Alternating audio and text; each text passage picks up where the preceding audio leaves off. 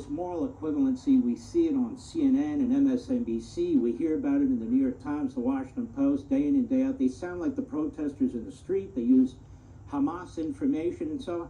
I respond by saying, how many Palestinian women have been raped by IDF soldiers? None. How many Palestinian babies have been beheaded by IDF soldiers? None. How many people have been burned to death by IDF soldiers?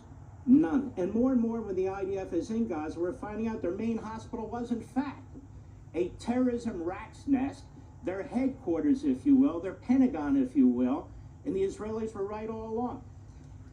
Don't you reach the conclusion, having been there for 3 months and watching what's going on, is these people really just want Israel to lose, don't they? They want Israel to lose. They want Israel actually to disappear.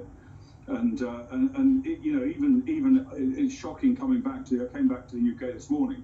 Although I didn't see any, I gather there have been posters put up in some of the airports by the Metropolitan Police asking people to report on Israeli war crimes. I think they say war crimes more generally, but they're talking about Israeli war crimes, which of course are non-existent. So there is no moral comparability whatsoever between Hamas and the IDF. Hamas deliberately go out to try and kill as many Jews as they possibly can, and their charter requires them to kill Jews in Israel and around the world once they've done with the Jews in Israel. Not only that, their whole strategy is based on luring and forcing Israel to kill their own Palestinian civilians. That's why they carry out these attacks, because they know Israel has to retaliate. They know that if Israel is going to stand any chance of attacking or destroying Hamas, civilians are going to die because they're hiding among the civilian population. And on the other hand, you've got Israel, which does everything that is humanly possible to prevent killing innocent civilians while achieving their military objectives.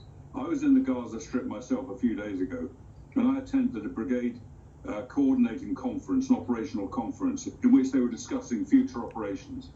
And one of those operations involved attacking Hamas positions close to a refugee center. It was a school that was being used by Palestinian refugees. The amount of time and effort those men, those incredibly brave men commanding the IDF Golani Brigade, the amount of effort they put in to trying to figure out how best to achieve their objective while minimizing the prospect of harm to civilians was extraordinary. There is no other army in the world, Mark, that takes as many steps as the IDF do to prevent the loss of innocent civilian lives on the battlefield. Just right now, since this war began, they've dropped 6 million leaflets into Gaza, warning Gazan civilians where they're going to strike. They've warned Gazan civilians, they've told Gazan civilians where to go for greater safety. They've made something like, I think it's something like 4 million phone calls, recorded phone calls to Gaza citizens telling them to go, and about 17,000, or maybe more than that, personal phone calls to Gazan civilians telling them where to go. They allocate safe areas. They create humanitarian corridors. They're letting in humanitarian aid to the citizens of Gaza. The only break on humanitarian aid now is not Israel. It's the United Nations, who lack the capacity to provide the aid that's required to the Palestinian citizens. So no moral equivalence, absolutely none.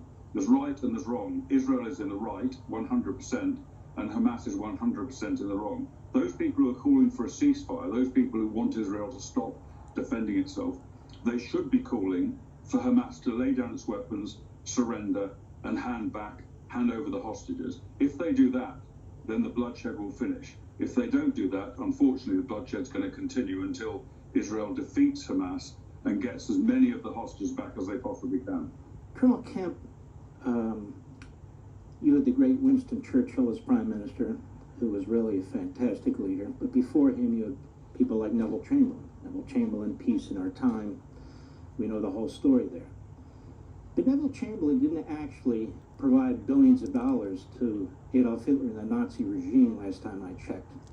So that ratchets up to a totally different level. So when we come back, my question to you is, as a combat veteran, as a man who led British forces in Afghanistan, as a man who is fully knowledgeable about what's taking place in Israel and historically what's taking place, have you ever seen a situation where President of the United States administration, is literally funding Iran and our enemy with billions and billions of dollars? That's my question to you when we return.